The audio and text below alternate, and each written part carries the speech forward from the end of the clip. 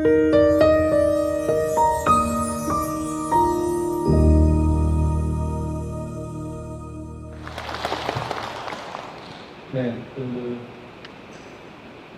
금융기술의 디지털 대전환 이런 제목을 달고 나왔는데요. 제목을 보시고 어떤 내용을 얘기할까 라고 이제 기대감을 가지셨다면 제가 절반은 성공한 것 같습니다. 그런데 먼저 발표 전에 먼저 말씀을 좀 드리면 제가 이제 회사에 소속되어 있다 보니까 디지털 기술 대전환과 관련된 여러 가지 방법들을 여기 담을 수 없음을 좀 안타깝게 생각하고 송구하게 생각합니다. 하지만 이 금융기술의 디지털 대전환을 해야 된다는 그런 어떤 필요성, 우리의 어떤 절박함 이런 것들을 전달하는 그런 시간이 되길 바랍니다.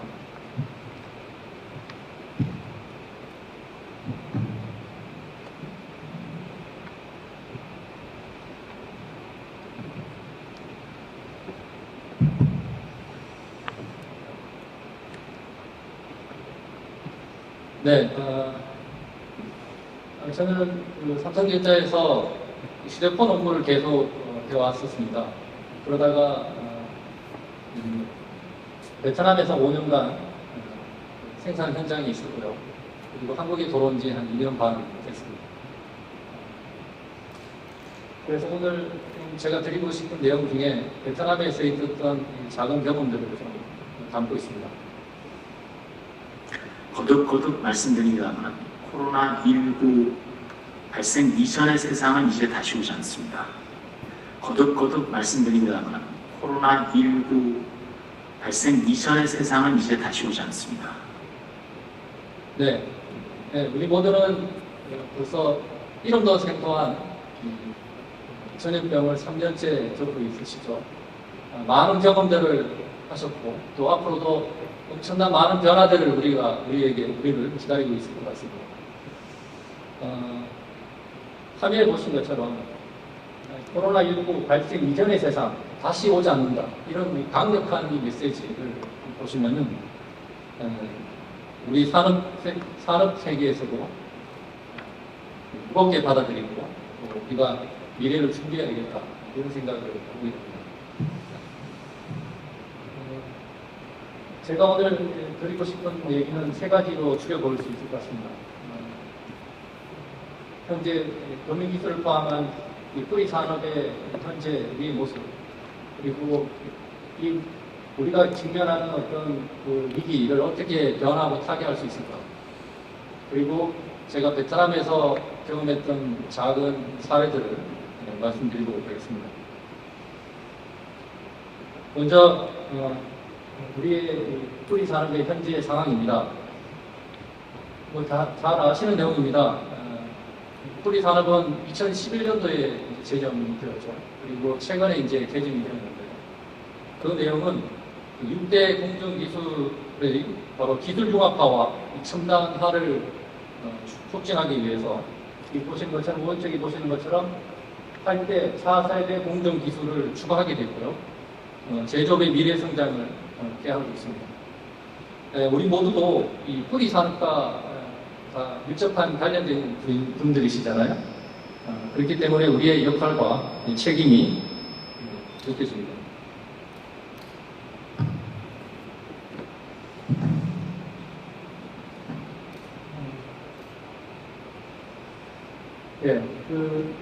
우리 뿌리 산업이라고 하는 것을 제 나름대로 한번 정의해 봤습니다.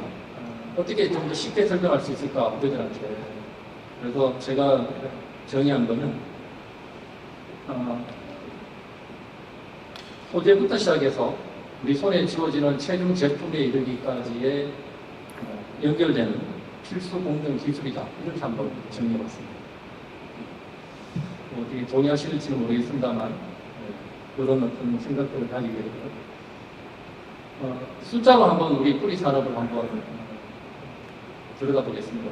이 내용은 산업통상부 21년도 자료를 좀 인용했습니다. 사업체 수는 3만 가지, 3만 개 정도 되고요. 종사자는 한 49만 명 정도 됩니다. 사업 지속 연한은 18년 정도 됩니다. 그 중소기업 제조업의 평균 수명이 12년이라는 걸 감안하면 우리 뿌리산업은 좀 더 긴 것 같습니다. 하지만 19년 기점으로 인해서 이 매출액과 그리고 수출액은 점점 하락하고 있습니다. 네, 그리고 우리 뿌리산업의 수학 분석을 한번 해봤습니다. 우리 강점도 있고 약점도 있고 다양한데 제가 여기서 드리고 싶은 얘기는 우리의 위기입니다. 이 위기를 어떻게 타개할 수 있을까? 위기가 어떤 게 있고 어떻게 우리가 돌파할 수 있을까? 그런 내용을 좀 얘기하고자 합니다. 네, 우리는 제대로 잘하고 있는지 한번 보겠습니다.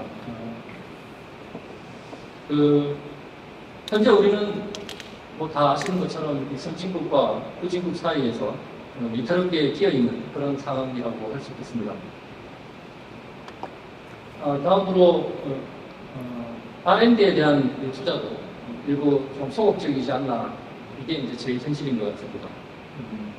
2021년 뿌리 산업은 전체 매출액 대비 1.2% 수준의 R&D 투자를 했다고 합니다. 안타깝게도 중소 제조업 평균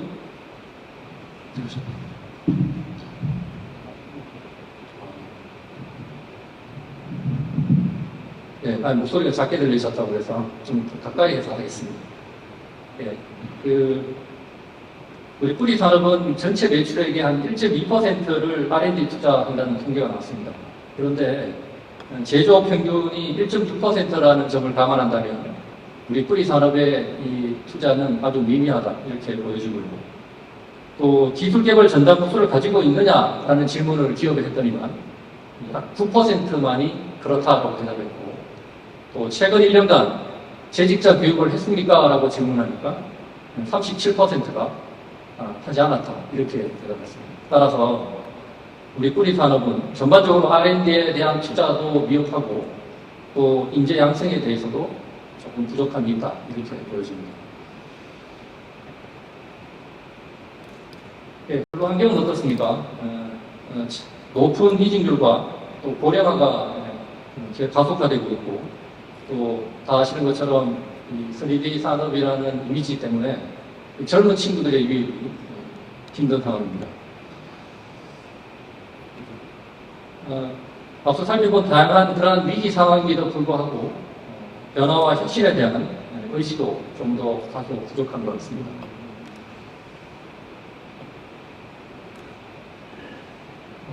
그러면 이 변화를, 이런 위기 상황을 우리가 어떻게 받아들이고 또 타개할 수 있을까요? 이 그림은 한번 자세히 봐주시겠어요? 평소에 알고 계신 그 점과 다른 점이 혹시 보여지시나요? 네. 왼쪽은 이제 배영하는 수영하는 이미지고요. 오른쪽에는 이제 높이뛰기죠.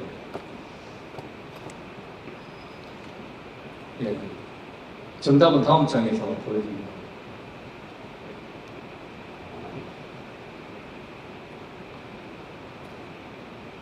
네, 이제 감지하시리라 생각됐는데요.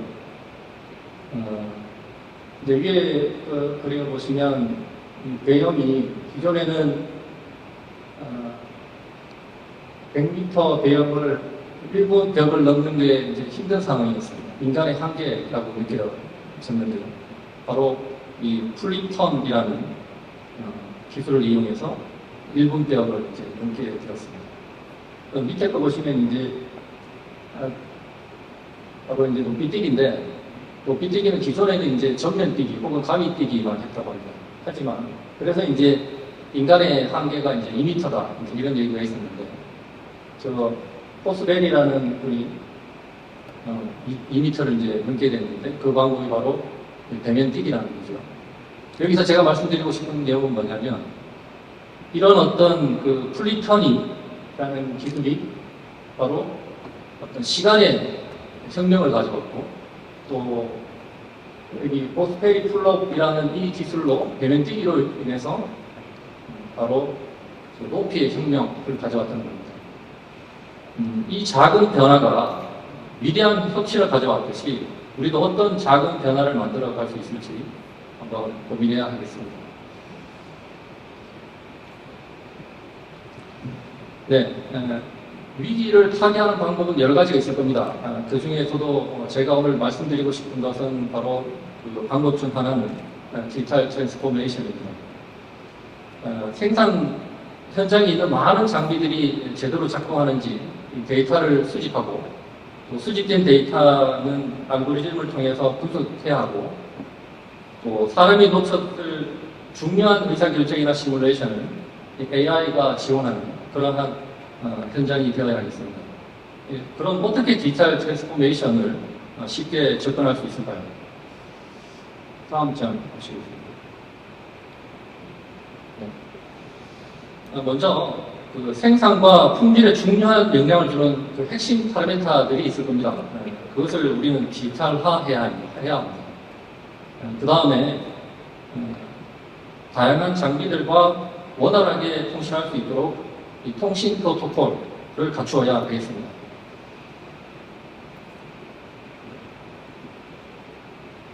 네, 여기 이 화면에 보이는 로고들이 무엇인지 아시겠습니까? 네, 젊은 친구들은 바로 알 수 있는데요. 저도 이제 잘 몰랐습니다. 바로 이건 네, 아두이노, 파이썬, 라즈베리 파이라고 불리는 것들입니다. 네, 이러한 것들이 이제 개발되는 덕분에 회로나 소프트웨어 전공 비전공자들도 쉽게 IoT를 활용해서 현장에 디지털 트랜스포메이션을 할 수 있게 되었습니다. 네, 디지털 전환에 있어서 빠질 수 없는 부분은 또 시스템입니다. 경험이 아니라 바로 이 시스템을 통해서 데이터를 관리하고 의사결정을 지원하도록 해야 하겠습니다. ESG는 넘어가도록 하겠습니다. 네, 저기 40, 50대 분들은 비디오 대여점에서 비디오를 대여하고 신작을 기다렸던 추억이 있으실 텐데요. 여기서 실패한 기업 중에 블록버스터라는 회사가 있습니다. 북미에서 이제 비디오 테이블 대여하는 사업을 시작했는데 빠르게 이제 확장하고 성장을 했죠. 하지만 큰 변화를 맞게 됩니다. 바로 DVD의 등장이고 DVD를 내장 없이 우편으로 발송하는 넷플릭스라는 회사가 등장하게 됩니다. 늦게지만 이 블록버스터가 사업 전략을 다양하게 이제 구상해 보지만 벌써 넷플릭스의 마음이 뺏긴 소비자들은 더 이상 다시 돌아오지 않습니다. 결국 블록버스터는 파산하게 되는데요. 여기서 우리는 어떤 점을 알 수 있습니까? 블록버스터가 무엇을 잘못했습니까? 바로 업계 판도가 바뀌는 타이밍을 놓쳤다. 이렇게 저희들은 판단하고 있습니다. 이 사례를 보면서 지금 우리가 뿌리 산업이 디지털로의 전환을 주저하는 기업이 있다면 10년 후에 어떻게 될 것인가 하는 것을 생각해 볼 수 있겠습니다. 네, 디지털을 구축하고 인력을 이제 유입하는 일은 쉽지 않습니다. 많은 자금과 전문성을 요하는 길인데요. 혼자만 우리가 있는 건 아닙니다. 여기 보시는 것처럼 다양한 정부와 민간이 협력해서 여러 지원 사업들을 펼치고 있기 때문에 저희들을 이러한 여러 가지 사업들을 잘 활용한다면 충분히 적은 자본으로도 우리가 디지털 트랜스포메이션 할 수 있다. 이렇게 말씀드리고 싶습니다. 네. 디지털 트랜스포메이션을 성공하기 위한 여러 가지 내용들을 간략하게 다시 정리해봤고요. 지금부터는 제가 이 베트남에서 했던 작은 경험들을 좀 소개해드리려고 합니다. 사실 지금까지 앞에 있었던 내용들은 다 아시는 내용이고 좀 평이한 내용들로 이루어졌고요. 예, 삼성전자 베트남에 진출되어 있는 곳은 공장은 세 곳입니다. 하노이에 공장 2곳이고요. 호치민에 하나가 있습니다. 하노이는 휴대폰을 생산하고 있고 전체 휴대폰 삼성전자 생산량의 50%를 담당하고 있습니다. 그리고 호치민은 가전 공장을 가지고 있고요. 네, 이 그림은 무엇을 의미할까요? 저 왼쪽에 보시면 상암 월드 경기장 50배라고 되어 있는데 무엇일까요?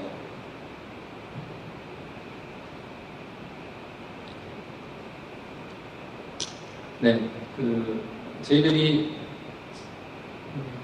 04년도 2014년 15년을 지난 시점에 삼성전자가 아시는 것처럼 S5에서 S6로 전환할 때 소재에 이제 큰 변화를 갖게 됩니다.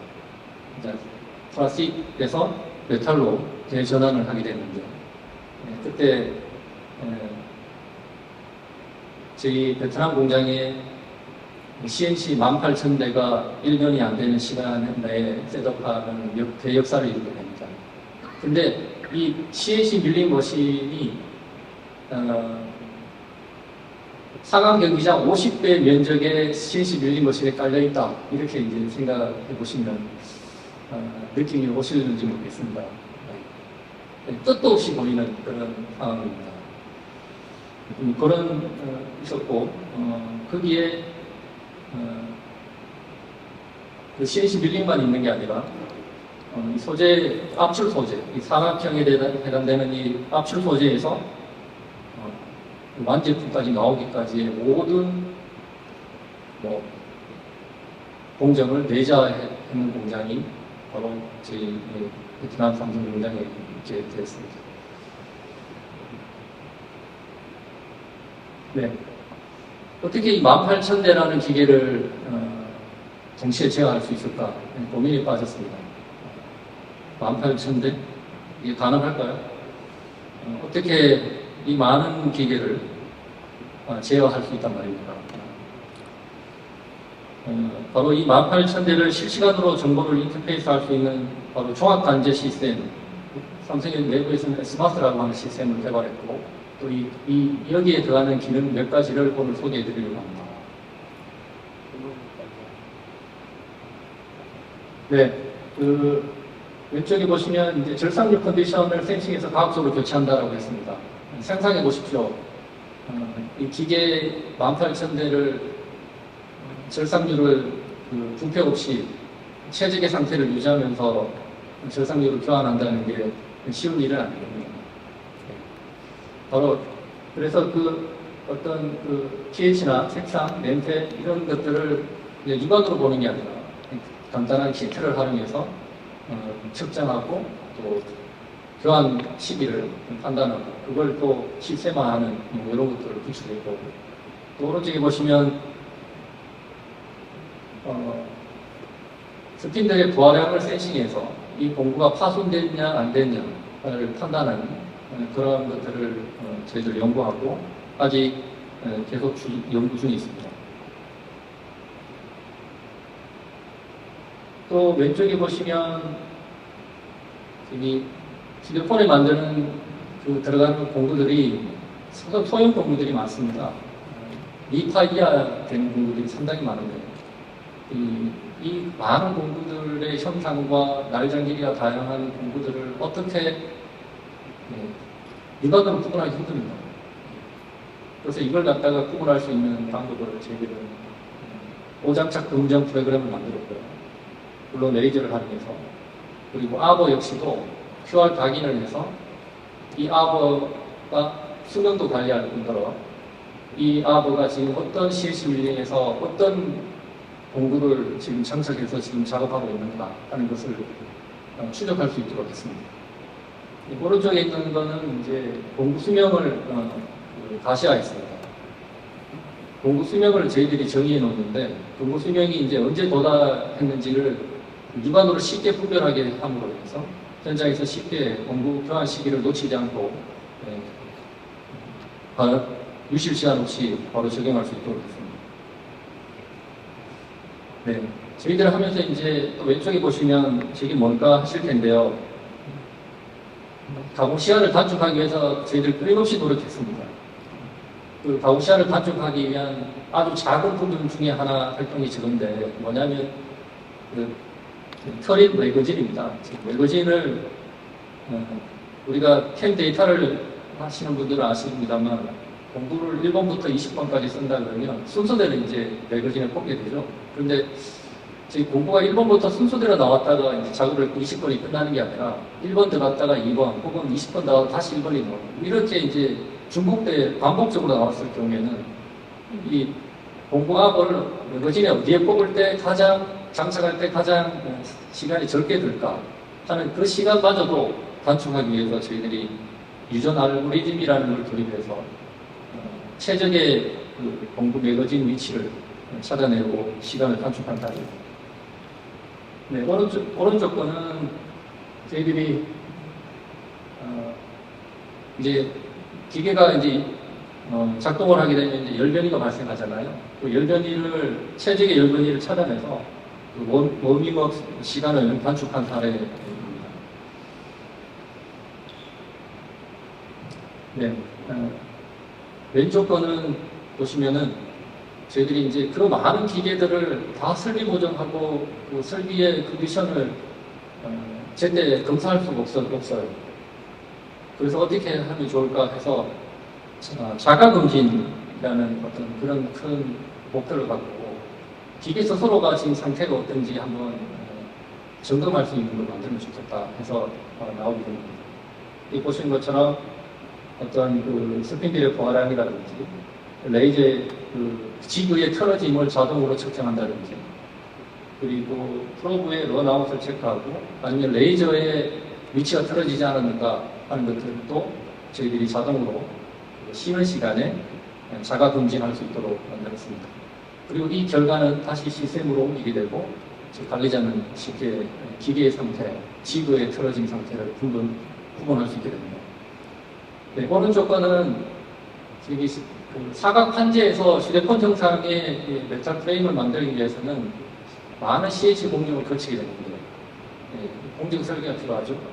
거기에 따라 이제 지그 설계도 이루어지는데 이 CNC 공정이 1공정에서 2공정, 2공정에서 3공정 넘어가면서 그 가공 여유량이 얼마나 남았을까라는 것을 계속 모델링 데이터를 겹쳐보면서 이제 밝히게 되는데 찾게 되는데 저걸 좀 더 쉽게 색깔로 이렇게 표현되어지고 또 양으로도 표현되어지고 하면 저런 자동 검정 소프트웨어를 만들어서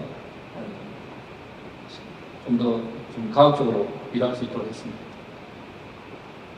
네, 제가 오늘 사실 이 발표를 하게 된 전하고자 하는 가장 핵심적인 계제가 리페이징가 아닌가 생각해 봤습니다.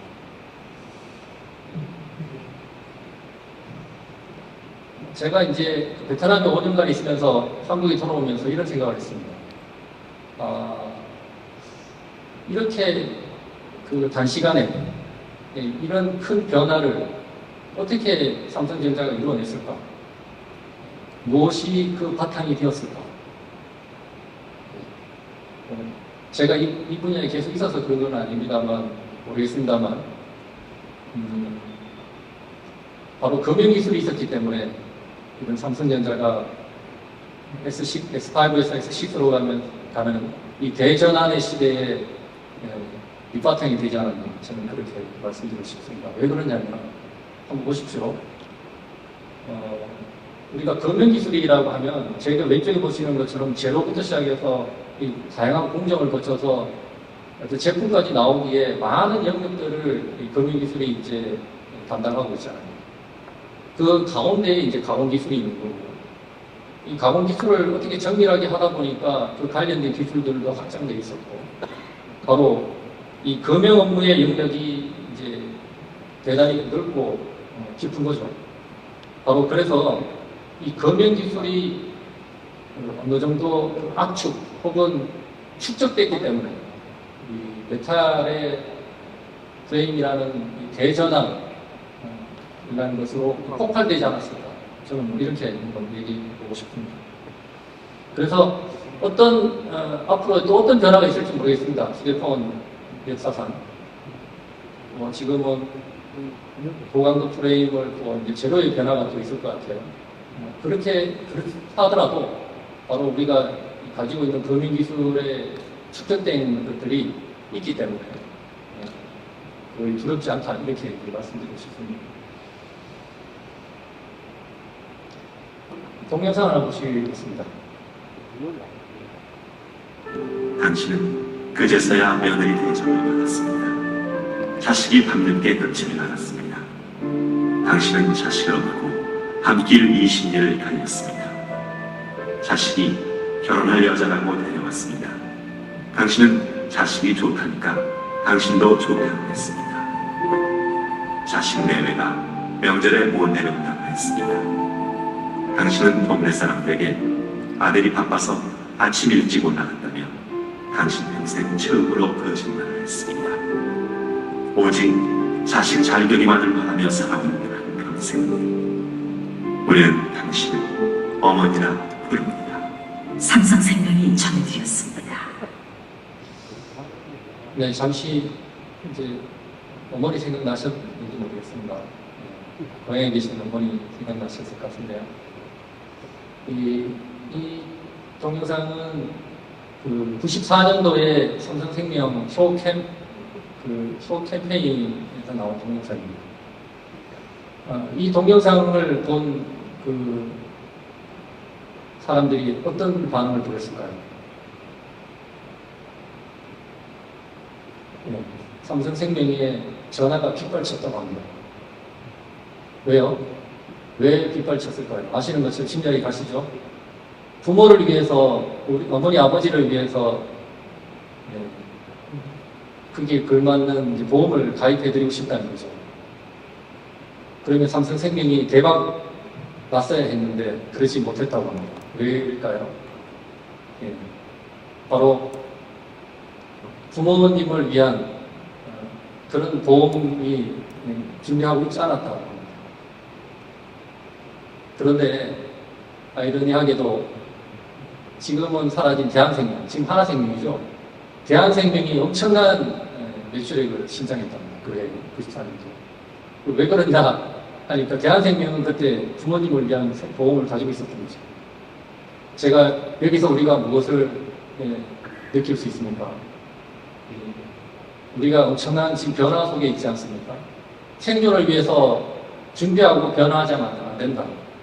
이 메시지를 좀 전달해 드리고 싶어서 제가 이 동영상을 준비했습니다. 차근차근 준비 잘 하셔서 서서히 그러나 반드시 목표하신 것들을 이루시기 바라겠습니다. 부족한 발표 들어주셔서 감사합니다.